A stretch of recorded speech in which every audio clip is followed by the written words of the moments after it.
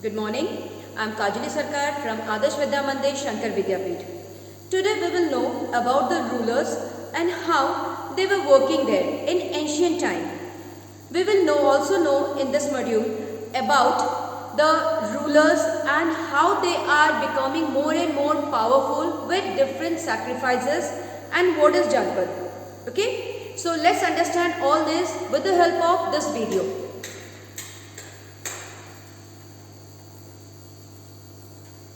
Rulers, the Rajas or the kings.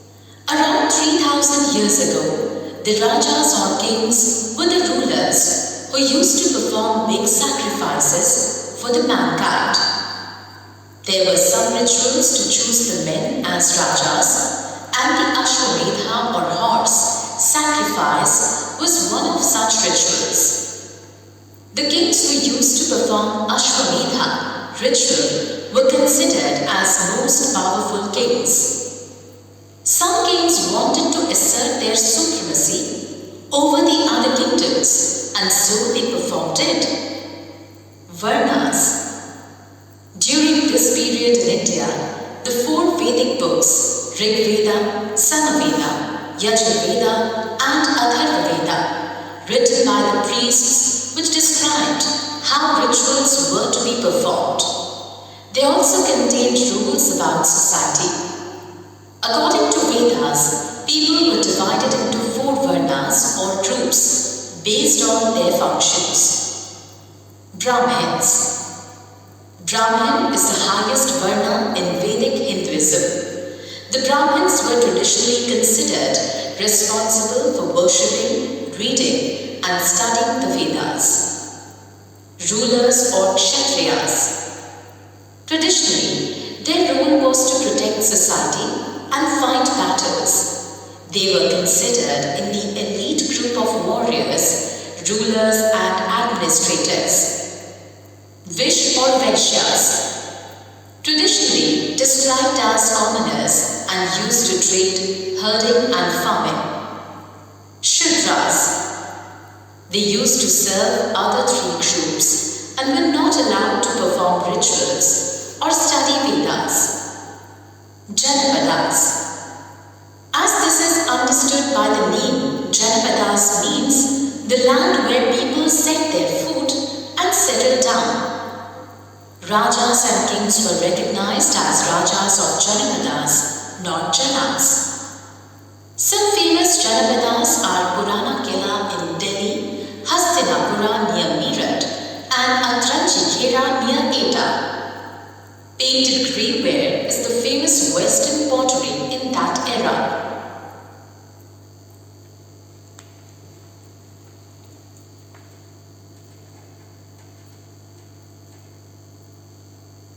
Mahajanapadas and taxes. Mahajanapadas. About 2500 years ago, some important and powerful Janapadas became Mahajanapadas. They fortified their town or kingdom with huge walls and settled up capital cities also. Forts were built up for protection from other kings and to show their power and richness to them. Forts were suitable for easily control over the people of kingdom. Now, the Rajas started to maintain armies on regular salary basis throughout the year. The payment system during that period were the coins with punch marked of that king or kingdom. Taxes. The rulers of Mahajanapadas started collecting taxes to build huge forts and to maintain big armies. Farming. Farmers were paying 1/6 of their crop's production as a tax, which was the most important tax. All categories such as traders, craftsperson, goldsmith, herders were forced to pay taxes in different forms. The hunters and gatherers also had to offer forest products to the king in the form of taxes. Changes in agriculture. In this time, two major changes took place in agriculture. One was the use of iron plowshares instead of wooden plowshares to get better results and increase the produce. Second was transplanting paddy instead of scattering the seed on the ground. This was done by growing saplings before planting in the fields.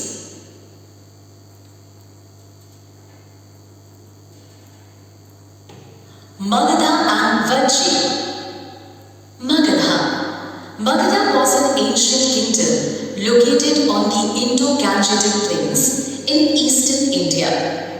Magadha was important for transport, water supplies and fertile land. The forests, animals, the Ganga and Son rivers were the jewels of Magadha. Powerful rulers of Magadha. Magadha extended its control up to the northwest part of the subcontinent with the powerful rulers Bimbisara, Ajatasattu and Mahapadmananda. Capital of Magadha. Rajagriha, present-day Rajgir, and later Patliputra, present-day Patna, was the capital of Magadha. Army of Magadha Empire. The rulers of India had big armies of soldiers, chariots, and elephants that even scared Alexander, also who wanted to conquer the world. Vajji. The capital of Vajji was Vaishali, Bihar. In Vajji, the function and administration was different and was popularly known by Gana or Sangha. Gana stands for a group that has many members and Sangha stands for organizations or association. This form was the first republic of world where many rajas used to perform rituals together and formed assemblies. Ajatasattu and the Vajjis. Ajatasattu wanted to conquer the Vajjis, so he sent his minister named Vasakara to the Buddha to get his advice. When he heard that Vajjis met frequently in full assemblies, Buddha replied that the Vajjis would continue to prosper till they held frequent public assemblies. They met and acted together. They followed established rules. They respect, support, and listen to elders. Women were not forcefully captured or held. They maintained chaityas, shrines, in towns and villages. Saints are respected and allowed to leave the country freely. So students, we saw here how Varnas are formed and who has what type of work, as well as Janpad, Mahajanpad and all this in detail. In our next video, we will read about the next chapter. Till then, thank you.